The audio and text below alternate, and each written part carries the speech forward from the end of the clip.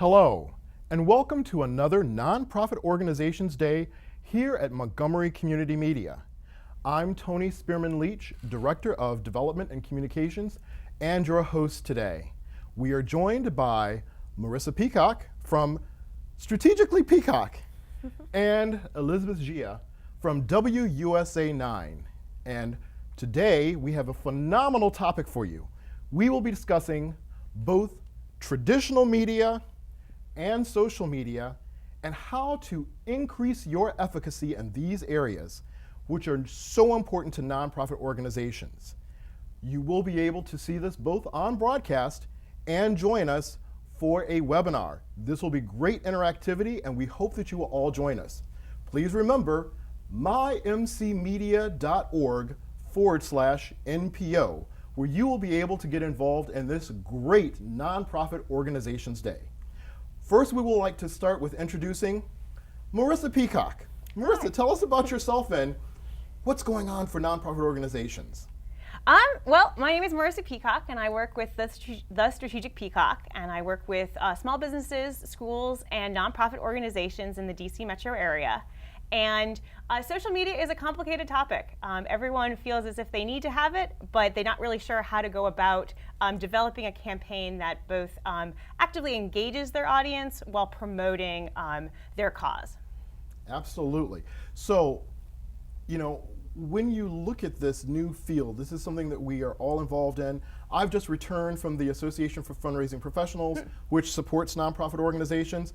And of course, everybody's getting into the big fields. Traditional media, social media, because everyone's realizing in this broadband broadcast world, you will not be successful without it. So I look forward to what you have to say.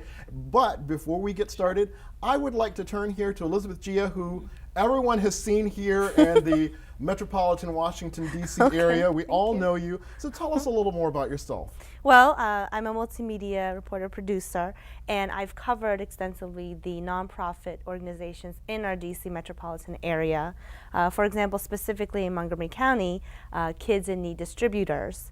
I've gotten familiar with Nourish Now and also A Wider Circle. And so with these coverage pieces, I'm understanding what it takes to make someone pay attention, be it a donor or a potential volunteer, when it comes to watching a video piece, a broadcast piece on nonprofits. And I can discuss a little bit about what makes for a winning story. In other words, how to get your attention. Yes. Since that's what we're all trying to do as nonprofit organizations. Yes. And I'd like to note to everyone out there, in case you didn't know, Elizabeth also does career connections. Career choices. Career choices here at Montgomery Community Media. So please make sure that you watch her program on our Montgomery channel, because she does do a great job. But in the meantime, let's turn back and get into this strange world called social media. So tell us, Marisa, what are we doing right? What are we doing wrong? Or just how should we do it? Well, I think the main problem or the main challenge that organizations face is they don't really know where their audience is. I think a lot of organizations sort of get pressured into joining popular social media platforms like Facebook or Twitter without really understanding who their audience is, where they go online, and how they behave online. And I work with organizations to really kind of discover who their audience is so that they can be on the right channels and that they can tailor their message appropriately so they're reaching the right audience at the right time with the right message. Okay. So would you walk us through that a little bit? Sure. A lot of times, organization will say, we're on Facebook, but we're just not getting, the attention or the engagement that we think. And a lot of times, the great thing about social media and the bad thing about social media is that there is no one right answer there's no great equation. And it's up to the organization to really establish what their goals and outcomes are going to be for what they will determine to be a successful outreach campaign. And so it's determining those goals. Is it driving traffic to the site? Is it getting the right number of donor dollars? Is it promoting their message? And so based off of those goals, we can work with an organization to really determine what that campaign will look like. because they're, different organizations have different goals and different outcomes, and therefore there's going to be a different campaign that's appropriate for each one of them. Okay. Well, I understand you have a presentation to explain this to everybody. Would you mind walking us through it? Sure, not at all. So usually with organizations, there is this expectation to be on social media. And they're looking at it from the lens of, I need to be on social media. And they're right. You need social media. And depending on the organization, there's probably a fit for you. There's an audience for you on social media.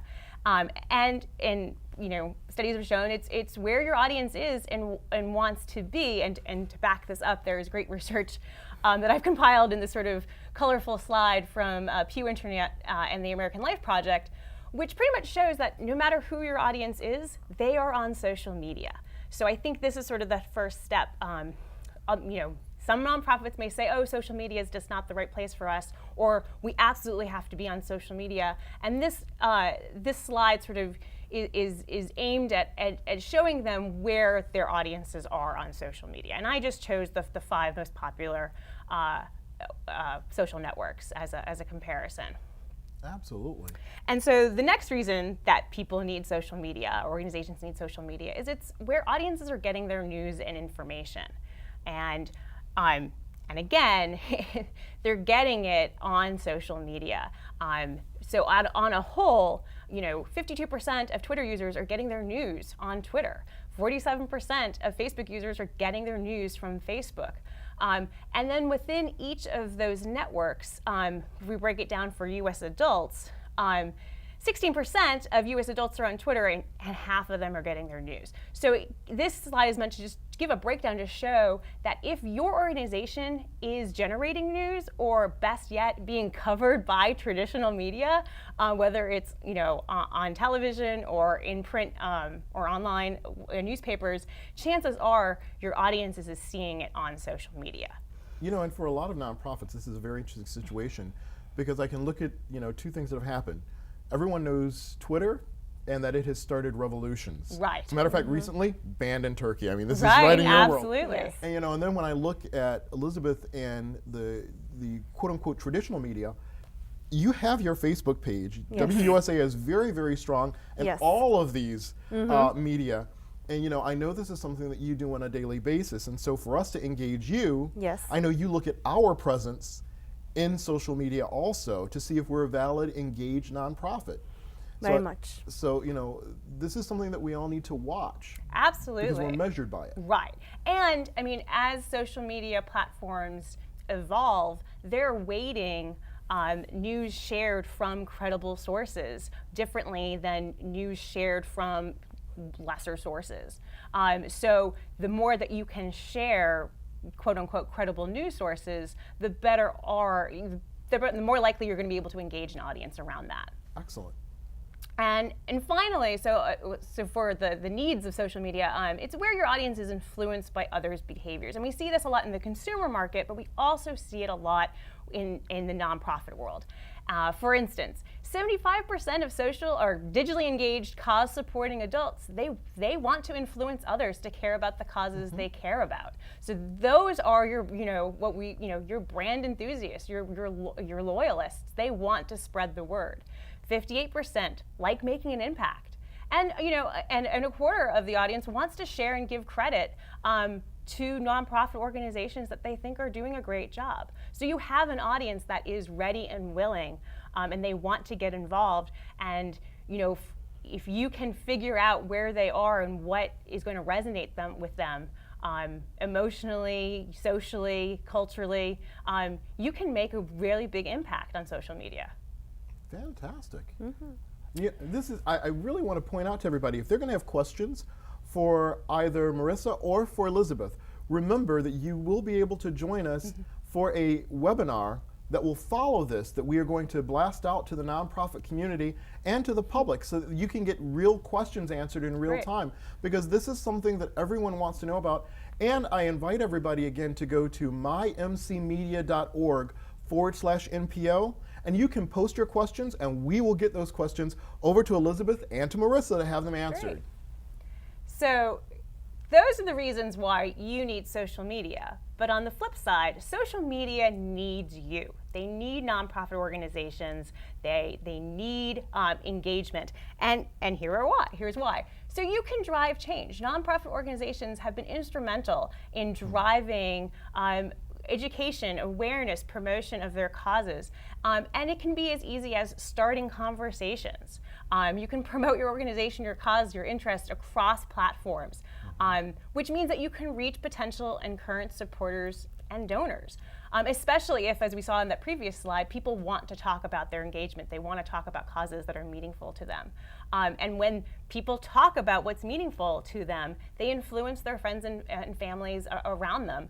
And all of this helps a nonprofit really assert themselves as an authority on their topic, which is always important because people want to trust that they're investing and they're engaging with the right people. Excellent.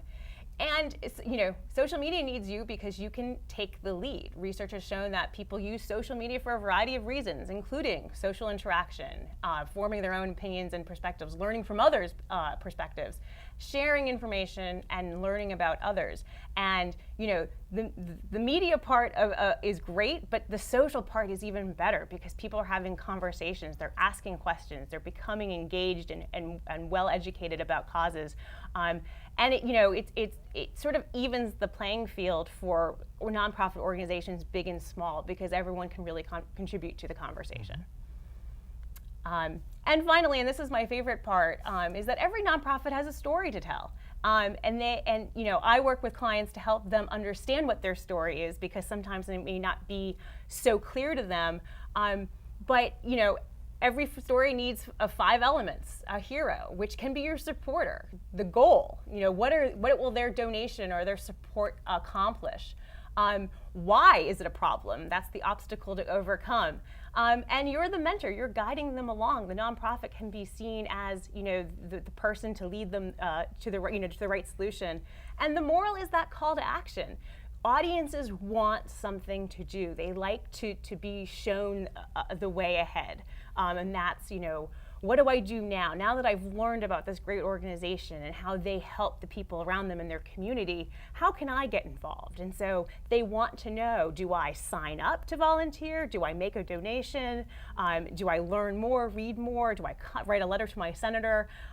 They want to know what comes next. So by writing this story, by telling this story, you can help move your audience in the right direction. Okay. And it's, it seemed, once you have the pieces in the puzzle all come together, you know who your audience is, you know where they are, you know what they want to do, and what resonates with them, and you know how you can share your story, you can really make it happen. And you can put ideas into action. And this is my advice to nonprofits. Or really anyone in social media, don't worry about your followers or your likes or the check-ins. That's incidental. Wait a minute. I know. Wait a minute. You have just violated what so many social media neophytes believe is gospel. Absolutely. And I see you sitting here shaking your head, Elizabeth, going, so obviously you know this over at USA 9, but don't worry about followers, likes, or check-ins. This seems contrary to truth, but this is what you're telling us. This is what I'm saying. I think, obviously, every organization is different. But the way social media works is that you can get 1 million followers, you can have 10,000 fans, but you need to be engaging them all. And so it's harder to engage 10,000 people. But if you're able to build a loyal, engaged following of 100 people, and they are actively contributing, commenting, sharing, I would take that any day over, 1 million fans on Facebook, but I'm only engaging 1 to 2% of them.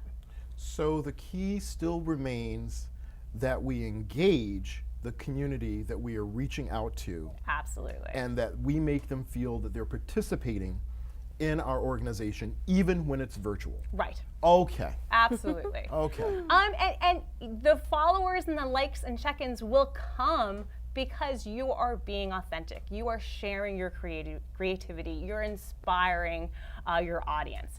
And when you inspire others, they want to be a part of that.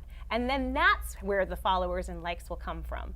But it has to be organic, it has to be authentic. Okay. You can't fake that. Okay. And my advice to nonprofits is, find and join conversations. I mean, I've worked with nonprofits. I know that everyone thinks that their goal and their cause is very unique, but it's probably shared by a wider audience. And I would encourage the dialogue between quote unquote competing nonprofits, because we're all in it for the same thing, and we can share the love, so to speak. Okay. And finally, let people know how excited you are about a cause, event, or idea. And this is great for employees of nonprofits. They're the ones doing all the hard work. They're the ones on the front lines. And if people can really, if their passion and their excitement for the cause is conveyed to the larger, community, then people will really understand what it takes to get things done in a nonprofit, and that will inspire people as well. And then, share your experiences, and don't be afraid to ask for something in return, something that is going to help spread the word. Tell us how you've been affected by this organization, or tell us your stories and how we can help.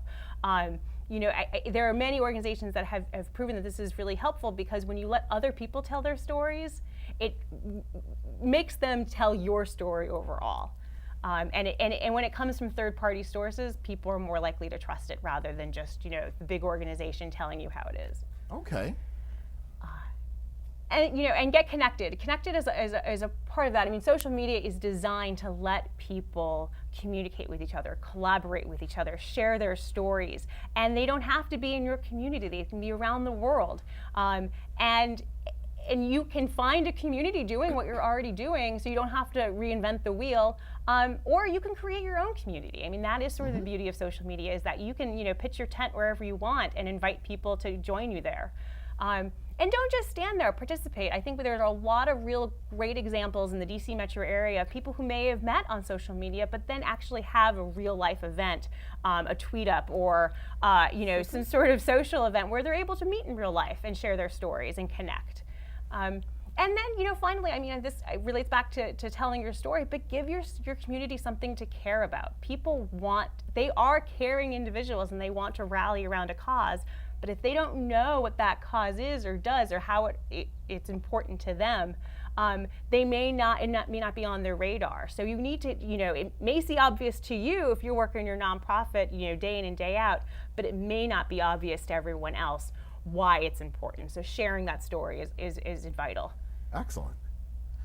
And finally, I'll leave you with a great quote from Lori Botcher, who's a social media strategist in the world. The heart of the matter is the essence of social media is knowing your audience and engaging them in something they love. And I know when that comes to nonprofits, everyone is doing something they love. So it's easy to connect with others. This is fascinating, because you keep tying back emotion, news, which is more factual and less emotional, and then engagement. You want a two-way dialogue in this virtual world. For nonprofits, we tend to get overwhelmed. Yes. How do I do all of this? Mm-hmm. What is your advice to a nonprofit? I mean, while I was out at the Association for Fundraising Professionals, for the first time I learned of a tool called If This, Then I love That. this tool, yes. IFTTT. Yes. I had never heard of it before, and they were like, one of my favorites. It manages everything. Yeah. How do I do this? Because the nonprofits, we get overwhelmed. We're not like Elizabeth, who's used to doing this all day. Well, it's great, and you bring this up. It all comes down to your workflow, and a lot of times social media will fail in an organization because it's left for the back burner. It's something I'll get around to, when it actually needs to be integrated into what you're doing on a regular basis. And a lot of times it starts with how, and I say this in organizations, and the fact that we're in DC makes it a little bit more relevant, is how does a bill become a law? How do things get done? How does a press release get on the website? How does a blog get posted to the website? Realizing what the workflow is will help people say, oh, well, that's unnecessary. We don't need to we can take out that step. Or once things are published, we can automate it so that that's automatically sent out on social media. So you're streamlining, you're simplifying the workflow so that it can be successfully integrated into your daily routine. Because when social media is integrated into your goings, your comings and goings, it makes it easy. It makes it simple rather than saving it for when the real work is done. And a platform called If This and That is great because you can, when you upload a video to YouTube, you can set up your recipe, as they call it, and say, okay, every time I upload a video to YouTube, I want it to post to Facebook. Right. And that's helpful because not everyone is going to be glued to your YouTube channel waiting for you to post your next video. Right. They're going to be watching their Facebook feed. So save yourself the time from uploading a video to YouTube and then uploading the same video to Facebook. You can, streamline your processes. Fantastic. And I want to remind everyone that you will be able to sit here and ask your questions to Marisa if you go to mymcmedia.org/NPO, or just go to mymcmedia.org and type in Marisa Peacock, and what you will be able to do is ask your questions, and we will get them to her and get them answered for you. But now we're going to get to probably what is the most difficult area that is perceived by nonprofits, getting the attention of traditional broadcast media. And I will tell you, no one knows this area better than Elizabeth Gia, because you are the nonprofit queen of metropolitan Washington, D.C. So please tell us what we can do. Help us out. So this has now become, like Marisa said, an integrated process where if you want the attention of someone to cover, emotion is key. Yes, it's news, but you need to find someone, some person, a client or a volunteer that would be willing to share their story in front of the camera. Time and time and again, I have seen that is the way to pay it forward in terms of impact. And with social media, you are able to share that piece of video content through and through over and over again to tell your story. So in what I do is I learn about your nonprofit. For example, MCM, my Montgomery County Media, but to many people it's just a body, it's just an organization. You have to drill down to some person, because at the end of the day, people connect with people. People relate with people. And so it's much more effective if I say, Mr. Tony Spearman Leach is part of my Montgomery County Media. And who is he? And what does he do? And in that way, people are much more able to relate and understand the goal. And there has to be, of course, that story arc, meaning how did that person overcome that challenge, be it hunger, be it homelessness, be it joblessness. And the solution, the nonprofit services perhaps in alleviating those problems for that person. And also when it comes to volunteers, how did volunteering impact this person, be it emotionally or feeling connected to your community, things of that nature. Having that focus, I believe, really helps to spread that overall message. So you're not just telling, you're showing it. So it's important that I come to you as a nonprofit being able to demonstrate emotion and impact. Yes, very much. All right, and so, are there examples of how I can do this? I mean, how does this work? I mean, this is confusing. You know your nonprofit the best. So you know the people who are working within this organization. You have to be able to approach or look into who would be that willing participant, be it a client or a volunteer, who could discuss their story as to how it personally impacts them to be involved in the nonprofit. Now that is the challenge, because not everyone, sensitivity is key. Not everyone would be inclined to share their story, especially on TV or in social media with images. But if you can find those people, I believe that story will be winning, and it will champion your cause and elicit much more reaction from potential volunteers or donors in the future. And with social media, you can exponentially spread that message across the world. Absolutely. So I find this fascinating because for a lot of nonprofits, we've always looked at, let's send out a press release. I know. Oh, look at her head. She's like, everyone, you've seen it? Elizabeth's like, no. Let's send out a press release and Elizabeth will come. And I just saw you say, no, that's not going to work. So the testimonial is more important. Very much so. And that testimonial, it doesn't have to be the most strange story, but it has to be personal. It has to come from the heart. And so someone who works with a nonprofit needs to be able to identify that person or those people. It's not easy, and not everyone, like I said, would want to go on camera and share because we're dealing with very sensitive social problems, issues. Not everyone would want to do that, but if you can find that one person, it's definitely going to make a huge impact. You know, I find this fascinating because we're starting to now see that in both cases, it's the emotion, it's the engagement, it's capturing the heart as well as the mind of the person here in the community. And it's a very big challenge, and this can be daunting for the people in the nonprofit world trying to communicate among the many sources of media. And let me ask both of you, it gets more complicated because for both of you, it's not just here on the television monitor, it's also on the mobile device. Yes. And that gets to be even more challenging because how can I present my story in this world of, it's like a multiverse now. Yes. Right.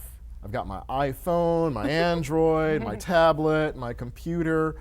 You know, what do I do? I mean, how do I choose? The process would be complementary. Don't approach it as competing. Right. So, for example, you'll be able to see one of the stories coverage of a nonprofit in the area. Before it gets broadcast, you can say, tune in to watch this.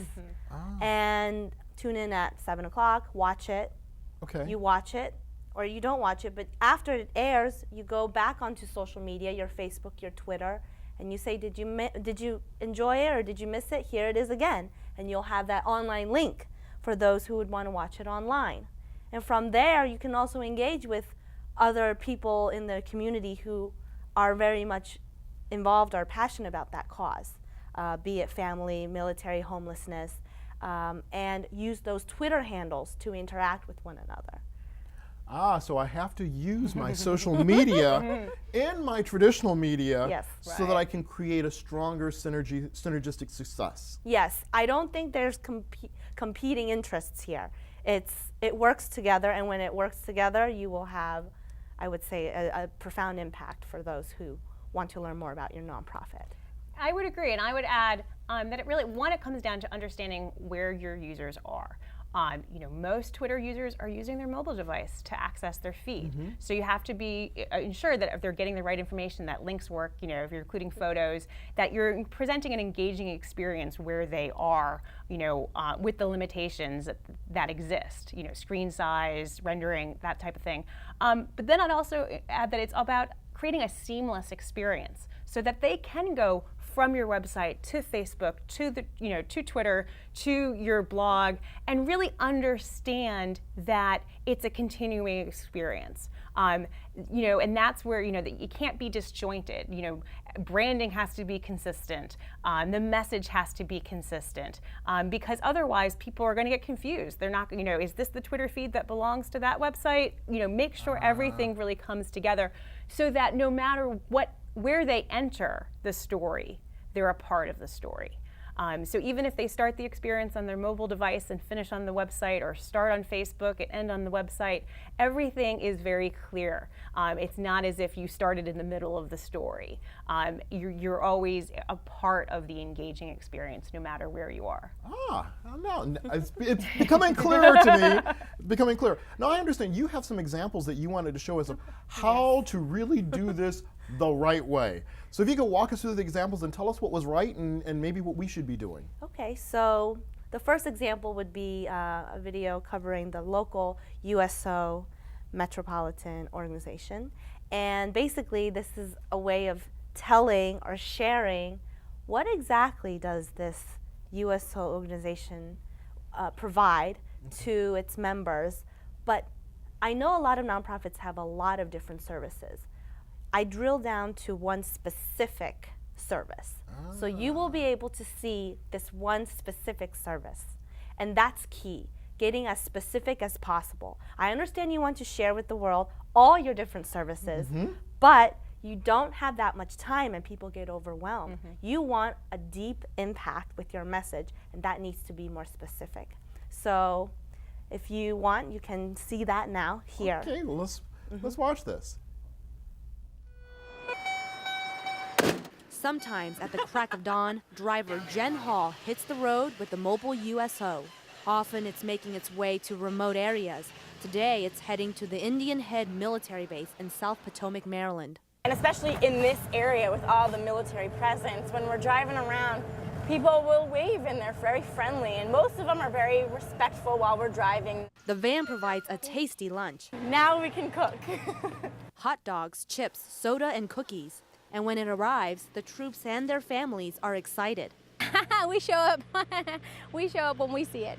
The mobile it's key because we are rural. We're very remote. We have no restaurants or services, and a lot of the events that go on in Metro Washington, these people don't have privy to. The mobile USO travels to 25 military installations in the DC-Baltimore area. They're giving the military and their families a bit of food, friends, and fun. When Evelyn Honey and her military husband moved here from San Diego, they were looking for a connection with the community. The mobile, we like that it feels like they're wanting to bring something to us when they come and show up.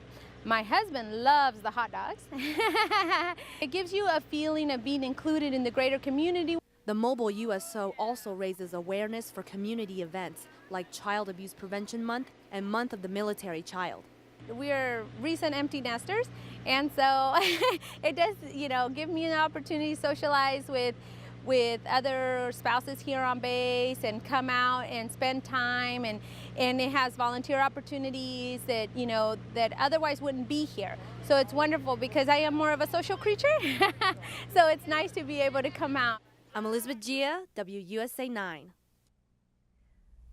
So now you can see Evelyn, she is a unique example because she was both a client for the USO, but also a volunteer.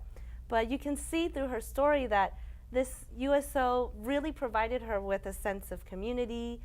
She felt like she was a social creature, so she could come out and contribute, and also just lift the spirits of those military families. Yeah, I noticed that you were very strategic in the story. You focused on kind of a mixture of the neighborhood, the community. There's a patriotic feeling, so you had that warm, this is the all-American right thing to do. You had the kids, you had the dads, you had the moms.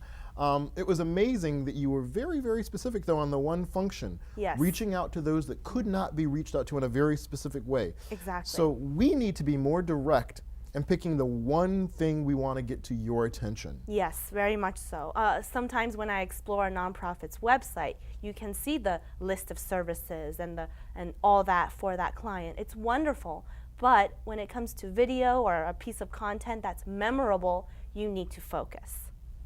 Wow.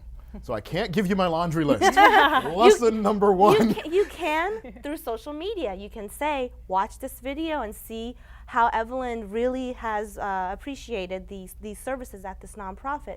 And then on top of that, do you not know we have X, Y, and Z, all these other services that we're providing? You see, social media gives you a platform to maybe tell more of the story or to continue the dialogue.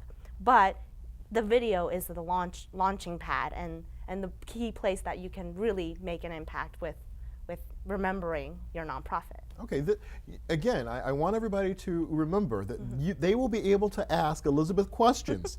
Make sure if you have questions, go to the website, mymcmedia.org.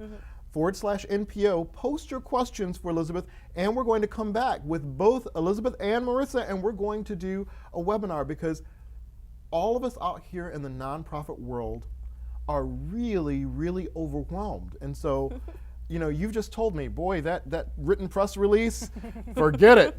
You faxed it, you emailed it, forget it. I want a story, I want engagement. And so I'm starting to get the change. We're in a transformative time in terms of communication and media. Now, I understand that you have another example you'd like to share with others that you'd like to tell us about. Yes, this is more a longer piece, and it is of Thrive DC. It's a nonprofit in DC providing services to the homeless.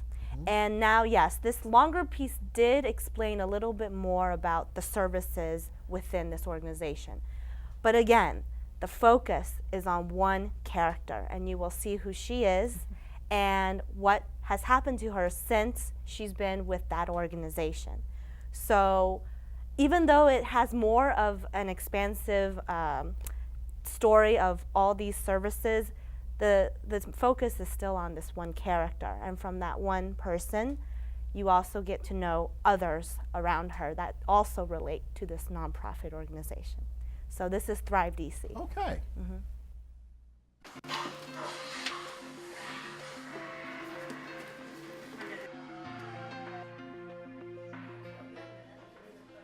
I came here and it was nothing but love.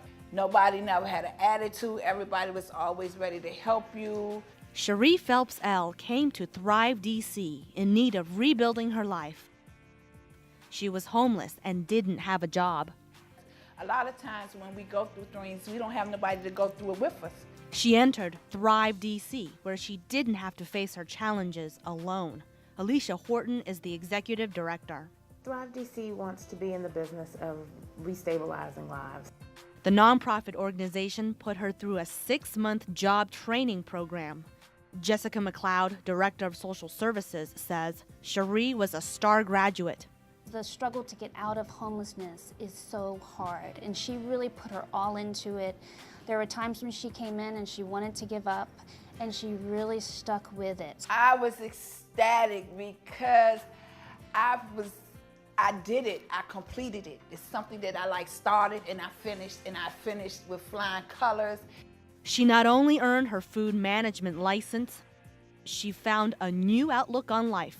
It helped me go through it without relapsing, without spazzing out. It just helped everything go smooth, and they helped me learn patience and forgiveness. Her transformation didn't happen overnight. But every step of the way, Thrive DC staff offered her not only the social services, but also unwavering emotional support. We want to be a one-stop shop for those individuals who are in need, and hopefully that can help them, again, get back on their feet and restabilize.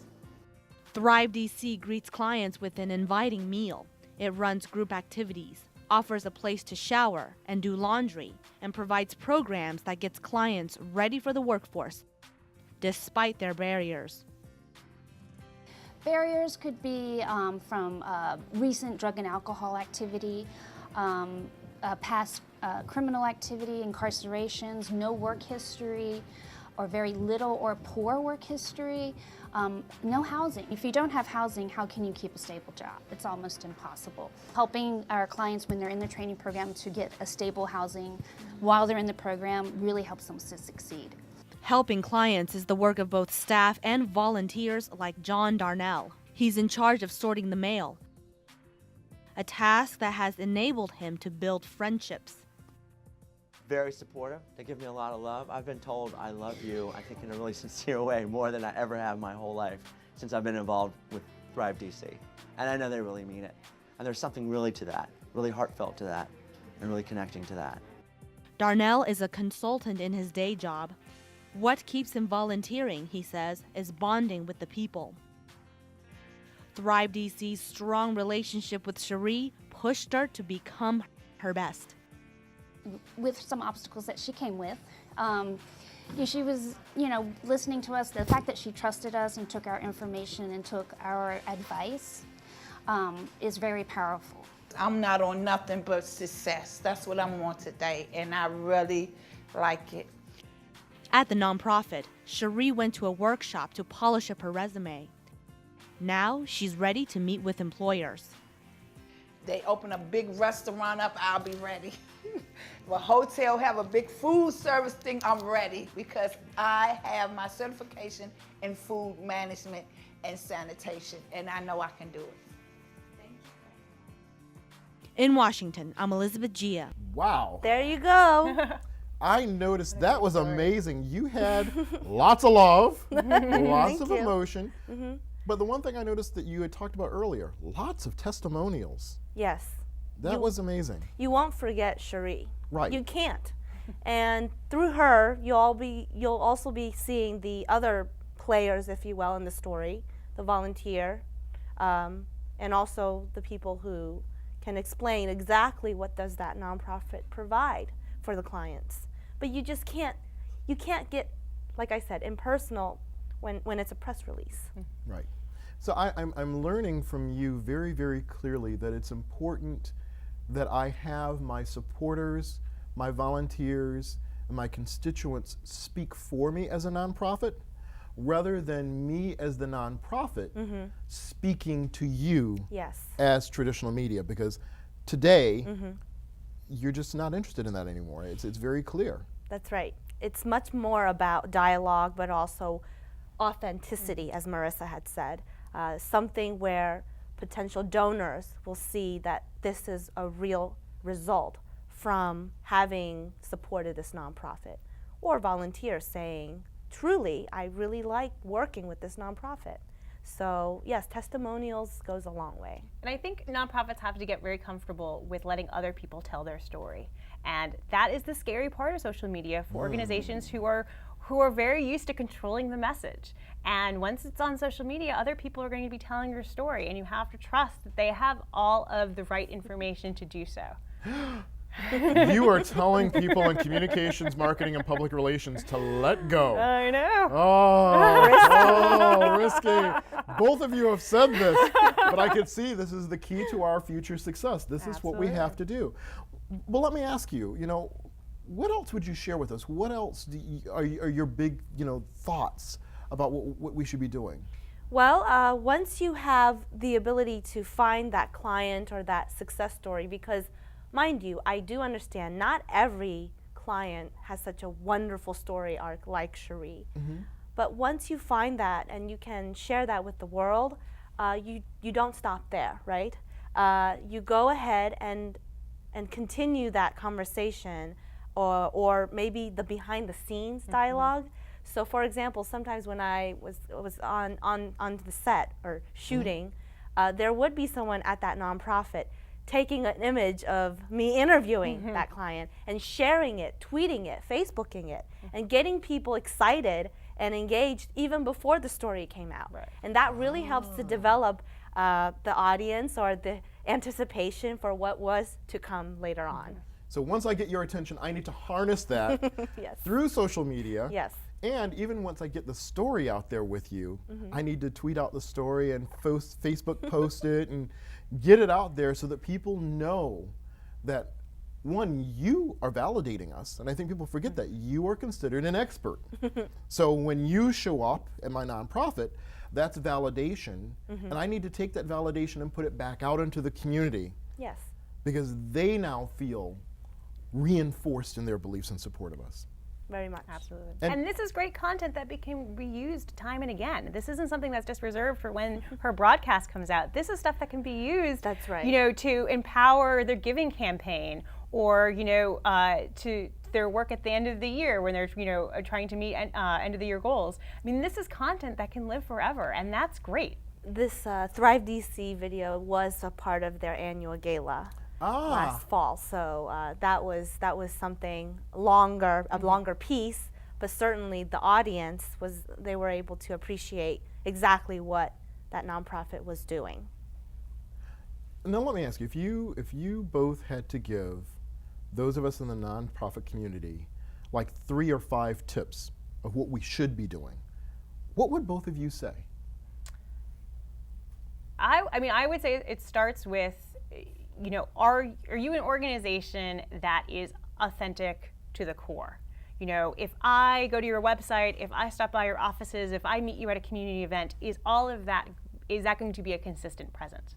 The answer should be yes. From meeting, the people who are volunteers to the people who are on the phone, everything needs to be seamless. Everything needs to be consistent. Because that's often the hardest piece. You can be great on social media. You can have a wonderful website. But if they don't connect, if the people on the phone or people answering your emails, if that messaging is not consistent, it sort of falls apart. Ah, okay. I think that an ongoing question in your head as someone working in the nonprofit to get the message out is, what is that big theme that's relatable, regardless if you're a client or not? Mm-hmm. Getting a job, how to get hired. Mm-hmm. The other one, family, mm-hmm. how to have that quality time with family, even though we're so busy all the time. So if you're able to answer those kinds of questions and build a story around that, with your clients and your volunteers, I think it will connect with whoever that audience may be it someone who cares already about that nonprofit or someone who has no idea what that nonprofit does, but now can understand it because they can relate to it. Ah, okay. I want to remind everyone out there, I am sure that you have questions yourselves. So please feel free to go to mymcmedia.org/NPO and direct your questions to both Elizabeth Gia and to Marisa Peacock. These are the experts here in metropolitan Washington, D.C. You know, we have Strategically Peacock, we have USA, CBS 9. They know what's going on out there. They are supporting us. They want us to be successful. So I invite you to please go on mymcmedia.org/NPO and sit there and ask your questions to these two experts. And remember, if you are joining us on a live webinar, they will answer your questions in live time. They're going to be there for you because we are all about supporting you. As we get ready to start to wrap up, let me ask you, do either of you have any thoughts that you'd like to really just hammer home to those of us out here doing the work of the nonprofit organizations? I would just encourage people to really sort of invest in figuring out who their audience is and where they are online, because you do not want to waste time and energy on a platform where people aren't. And taking the time to sort of take a step back from what you're doing on social media to make sure that you have the right message, you're targeting the right audience, and that you're posting and sharing your information at the right time. It can make a big difference going forward. Excellent. And what about you, Elizabeth? I mean, you are really out here all the time in front of our faces. What's your final thing that you really think we should drill down in our heads? You know your organization very well. You're very passionate about the services that are being provided. That's great.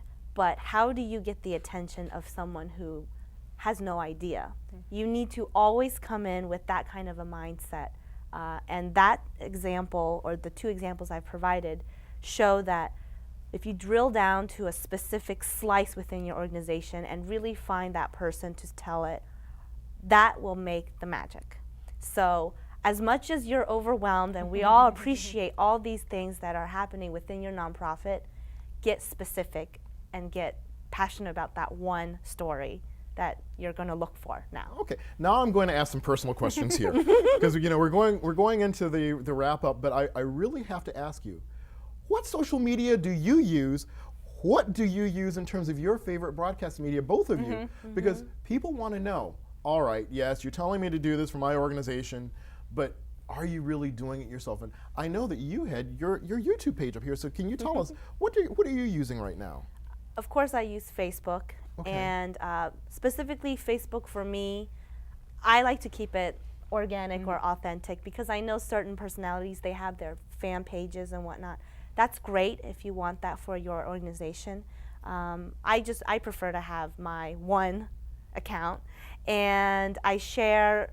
You become an automatic curator or editor when you're on these social media platforms. You decide what image or video you'd like to share. And I like to do a little bit of a balance of both work-related elements, pieces, videos, and things I just generally find interesting, or where I am at that moment, and that photo of that sunrise is beautiful, so I'll share it with you. Okay. So I think it's a good balance to mix it up. Don't focus on just one specific area, unless you absolutely want to. But I think a little bit of character, a little bit of personality once in a while, people appreciate that. Okay. And I think on, I of course I use Twitter. Yes. And Twitter is much more instantaneous, where if you're at an event, a concert, and you really enjoy it, you can tweet out a photo, you can interact with the artist, anything on those lines to grow your audience or to just share with people on an instantaneous basis. But now remember, there is more risk when it comes to having it to become so instantaneously on Twitter. Just be careful, because once it's out there, it's out there. We know a lot of stars in America found that out. And let me ask you, what are you using? I mean, you know. Yeah, I mean, I would have to agree. I do use a variety of channels, from Facebook to Twitter to Instagram to Pinterest, and each one sort of has its own existence, its own experience. I mean, Facebook is more friends and family. Twitter is more industry colleagues, professionals. So the content is going to fit the audience. I may tweet more about an interesting article I read about Facebook engagement or social media strategy for brands on Twitter, or on Facebook and Instagram it might be just photos of my dog. But they all sure show the many layers that is me and what I enjoy. But that also means that I'll be highlighting the people that are around me, my clients, my customers, and really showcasing their stories. I like to see it as sort of an extension of what I do. So their successes are sort of my successes, because I get to show people how they inspire me, and I get to leverage my audience in that way. It's really interesting, because I assume both of you have LinkedIn pages also. Yes. And the same is true, for me. And it's interesting that something that started out as being a professional networking human resources tool is becoming more news-driven, and you're starting to see far more news on LinkedIn. And then they started this whole thing, LinkedIn for nonprofits. Right. How to find board members, how to find the proper volunteer. So it's very interesting to see how social media and broadcast media are kind of doing this merge together to support your organizations.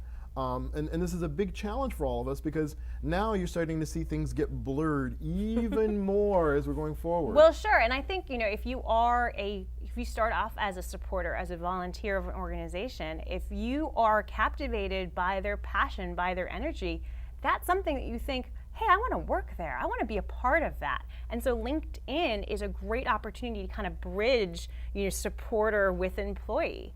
And for organizations, what a wonderful way to recruit people to, then to, tap into your already existing loyal following. You want to hire people who are energetic and passionate about what you do, and you want them to know what you do, and all that you do to support the community. So by turning brand loyalists and supporters into employees, I think is a great way for organizations to leverage social media. Absolutely. I'd like to thank everybody who joined us today.